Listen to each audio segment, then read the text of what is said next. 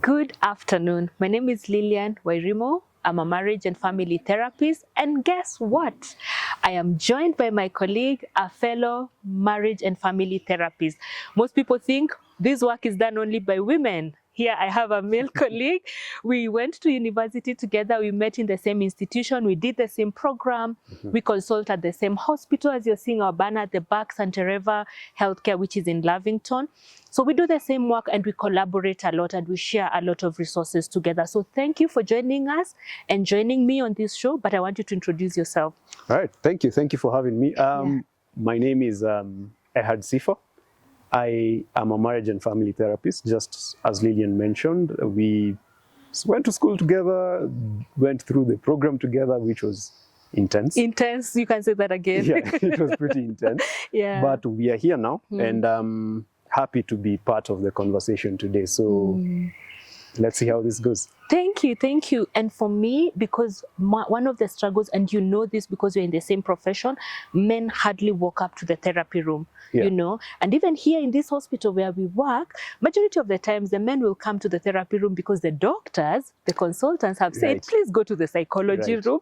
So tell me, how was your experience in therapy? Because you had to become a client before you became an MFT. Yeah, right. Yeah, I had to become a client before I became a therapist. Yeah. And it's interesting having that duality of experiencing what life is like on the other side of being a client. And as a guy, I can tell you for sure it wasn't an easy thing. It's not a thing I would have done if it wasn't required as part of the program. Yeah. But then going through that, I saw the benefit of it. Yeah. Right? And I usually say, that was the first time I actually cried in so many years. Clock it! I see the shock on men when they cry in the therapy room. Yeah. The first time someone cried, they're like, do you know the last time I cried was in a mazishi? Yeah. Thank you for saying that. Yeah, it had been so long, to be honest. I think the last time I had cried before then, I was probably maybe 10 or 11. Yeah. Yeah. Yeah. So it was a shock. I get that. It was a shock for me. I get that, yeah. But then after that, you know, you get the sense of confusion, like, did I really just go through that? Did I really just cry? Did I really open up? Did I just melt up like that? Yeah. Then after that, you get a sense of relief. And it's like, oh, okay, so this is not, this doesn't mean I'm weak. This doesn't mean I don't have the strength to cope with whatever is going on in my life. Yeah. So that was my experience in therapy. Amazing, amazing. And so now that you've gone through your own experience in therapy, I'm curious to know what's the difference between your female clients in the therapy room and your male clients in the therapy room. What is a distinct difference? I would say the biggest one tends to be the willingness to open up. So with male clients, I've sensed whenever you're getting close to something. You can say that again. When you're getting close to just uncovering that emotional wound or emotional pain, like there's a sense of, there's a wall there. That comes up. That comes up and you sense it and you feel it in the room and they just pull back and they go into intellectualizing the problems like, oh yeah, so even if I sit through this and cry through this, how is that going to help me? Yeah. And I think there's validity in that. I don't think it's wrong for them to say that. I've found what has been of value is, yes, let's express that emotional pain, but then what's the action past that? And I've realized that's the biggest difference between male and female clients. Okay. One, the willingness to open up, but once they open up, then what? What's next? Right? So there has to be action afterwards because that sense of achievement is really huge for men. So there has to be a sense of, yes, I've done this thing, I've opened up, and I've been able to achieve this thing as a result of opening up. Beautiful you say that. And I love that you normalize that place of vulnerability. Because one time a client cried in the therapy room. It was the first session. And in the first like 10-15 minutes, they'd broken down. I saw the confusion. Male client? Yes, male client. I saw the confusion. I saw the shame. yani, even their body, they were looking for an exit. Then this was the words they used. These are the words they use. And your room is dusty. You need to clean your room better. They're looking for distractions. You know, they're looking for distractions. Yeah. And I sat with that discomfort. I validated them. Yeah. But you see now, allowing them, even by the time the session was ending, to tell them, imagine it's okay. And I want us to make friends with our emotions. You know, we do not run away from them. We do not shut them. We do not avoid them. And there's nothing wrong. In fact, this room, that is what we do. We do more of that. Yeah. So it's good that you say that, because it takes away from the shame that comes from feeling the vulnerable moments are coming in. Right. Yeah. And do you find it, well, I know I'm on your show, but question. It's okay. Feel free. Do you find it, I know sometimes men say it's easier to open up to a guy, but there's also at the same time men who say it's easier to open up to a lady. But then I'm also wondering, like, do you find that they sense that feeling of, you're a lady, how can I open up to you?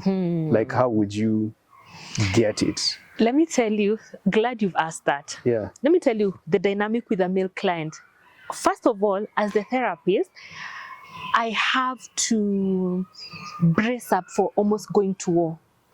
It is not the ease that I do therapy with children, the times I do therapy with females, when I know there's a male client, internally, it's almost like I'm prepping for, you know, like a war. Why? Because they come with these scripts. The first script, I am talking to a woman about my problems. So first of all, I'm admitting that I have problems. And then on top of admitting that I have problems, I'm talking to a woman. Now, because of that, the disconnect comes that they tell themselves, she needs to confirm to me that she's worth it. And she needs to show me that she has some extra that I don't have. And now the education part comes in. They want to check out your age. They want to check out your academic qualifications. They want to check out your lived experiences. So I'm able to now take them through what my education space and what I've been able to achieve, lived experiences. And with them, I don't shy away from talking about my age. Because for most of them, they also want to know, am I talking to a very young person, that what value can they bring? So, and I understand maybe my age does not matter even in the long run, because I'm trained the same way you're trained. Maybe then my qualifications may not, but because they're trying to rationalize this space, being a first time that they're doing it, they're trying to look for every reason to not do it. Then now, finally, they get to realize, okay, box ticked, she's learned. She has the qualification. Box ticked, she's in her middle age, and so she has lived life, so she knows a bit more. She's not like starting out life. So that allows them to start now testing the waters. So I can be honest with you, they are interesting in the first, in the beginning space. Now, this is the thing. Once a man opens up and you hold space for them, they're my most faithful clients. True. And they're the biggest referring system, at least according to my practice. True. They don't imagine that this space can work the way it has. So what do? They go, they try to think about it, they try it a second time, they realize, you know, this thing is actually working. The next thing, oh, I got your number from so-and-so, I was referred to you by so-and-so. My male clients are my biggest referring network. So for me, I'm very big on men believing that this space works, just to try it once. And then they find support, and they find a safe space, and then they unpack and they go lighter. In fact, one recently told me, just 2 weeks ago, they said, I have never slept the way I slept last week when we did our session. You have no idea how excited I am. So again to you. If you're to look at the camera, and I know our time is limited, if you're to look at that camera and advise a fellow man who is feeling overwhelmed, who is feeling defeated, who is feeling like a failure, who is feeling like the way they had planned out for their life, that's not how things are unfolding. What can you tell them as a therapist and as a man? That's a loaded question. We could go in so many directions. I know we could even take 1 hour on that one. But recently, one of the things I'm beginning to see is men struggling with a crisis of meaning, meaning and purpose. And one of the things Viktor Frankl says, an existential psychologist, I believe you've come across him. He says that if you lack meaning and purpose in your life, you will distract yourself with pleasure. And so when we see men struggling with different, should I say, addictions, whether it's the alcohol, whether it's the doom scrolling, whether it's constant video gaming, all those addictions you can think of. At some point there, I think there's a lack of purpose and meaning in that guy's life. I see. And so what I could say is one of the things I think men need to strive for is gaining purpose and meaning in their lives. Because once you know your true north, then even when things are tough, you are still able to soldier on. I love that. Yeah. I so love that. to the men out there, and as a man and as a therapist, that's what I could say. Beautiful. I love that. Finding your true north, finding your purpose, because when you lack that, you end up in vices because there's a void that you're trying to fill. Exactly. And that's the thing with men. Yeah. Men end up imploding in ways that are even more detrimental to them. Right? So I don't have purpose in my life.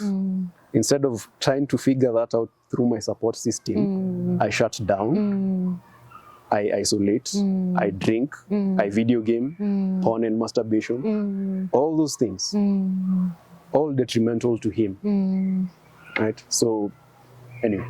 Again, we could go in very many different directions. I love. And that's a good reminder. Now, I would like you to again look at the camera. Tell the men out there, this being June, the month of men's mental health. Yep. What are some things you as Erhard, you embrace that have allowed you to maintain sanity and wellness?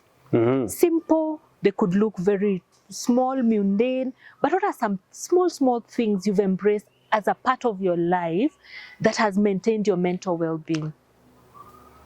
Challenge. I would say some of the things I do is challenge myself daily. Now, challenge could come in different forms, but for me, it's, getting up early, taking that cold shower. You take a cold shower. Taking a cold shower in the morning. Because then that gets you alert, and there's scientific evidence to why taking a cold shower is of benefit. Okay, I'll research on that. Yeah. I didn't know, by the way. So there's a lot of research on that. Okay. So then you do hard things. Do hard things intentionally, because the life of a boy, I think you need to introduce them to doing hard things, because life is not easy, right? And one of the things I saw someone argue recently was, whereas for ladies, generally speaking, they'll get their menses quite early. And sometimes that could come with a lot of pain and the cramps and all that, but they still have to do life. So they need to figure out how to do life when they're in pain. But men or boys tend to not have that. So you need to introduce challenge into your life intentionally. Take that cold shower, go to the gym, work out hard, be disciplined. I love that. Yeah, discipline. So those are some of the things you do. Try and do. I'm not always perfect. Yeah. But as long as you are working towards that. Correct. Yes. Correct. And the fact that you're still doing something, even if you may not be able to do everything that you've decided to do, that discipline to do at least one. Right. Regularly. Right. You're on the winning path. And there's a sense of achievement when you do something when you didn't want to do it. Yeah. But at the end of it, no one has ever worked out and then at the end of it being like, why did I even do this? Right? You work out and at the end you're like, oh wow, I feel good. I'm ready to go. Yeah, that's so true. I am so grateful for that discussion and opening up to your own experiences, first as a therapist and also as a client in the therapy room.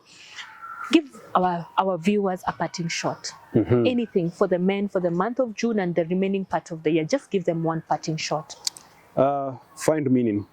Find meaning in your life. There's many ways to do that. People do that through religion or faith belief. which I believe is the most solid one. So yeah, find meaning and purpose in your life. I love that. Yeah. Thank you so much, Erhard. I'm so happy to have you here. Again, we are concluding. This is Lillian doing this show for the Men's Mental Health Month and series to support our men's mental well-being, because a lot of these conversations need to be had. Please keep it locked. We have more conversations coming your way. Ciao.